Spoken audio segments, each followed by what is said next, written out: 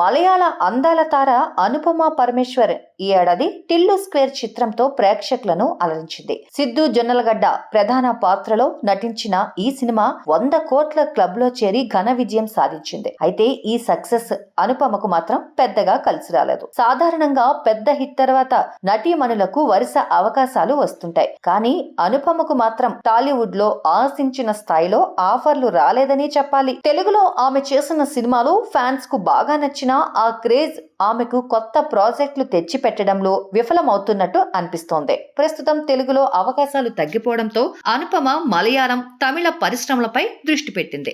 మలయాళంలో 2 సినిమాలు పూర్తి చేసిన అనుపమ తమిళంలో మరో 2 చిత్రాలపై పనిచేస్తోంది. వాటితో పాటు ఫోటోషూట్ల ద్వారా తన ఫాలోవర్స్ ను ఎంటర్టైన్ చేస్తూ సోషల్ మీడియాలో కూడా చురుకుగా ఉంటుంది. తెలుగు ప్రేక్షకులకు అనుపమపై ప్రత్యేకమైన ప్రేమ ఉంది.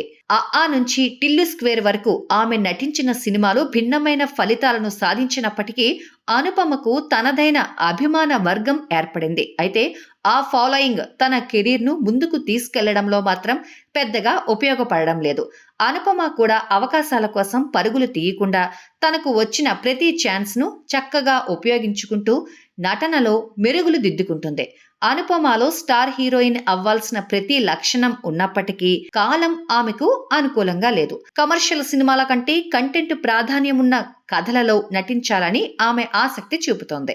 టాలీవుడ్ లో గ్రాండ్ ఎంట్రీ ఇచ్చిన అనుపమ తను చేసిన కొన్ని సినిమా ఎంపికల వల్ల ఆశించిన స్థాయిలో ఎదగలేకపోయింది. అయితే తన సత్తా చాటడానికి మరో బిగ్ బ్రేక్ కోసం ఎదురు చూస్తున్న అనుపమ త్వరలోనే ఒక మెమరబుల్ హిట్ తో మళ్లీ అందరి దృష్టిని ఆకర్షించగలదా అనేది ఆసక్తిగా మారింది.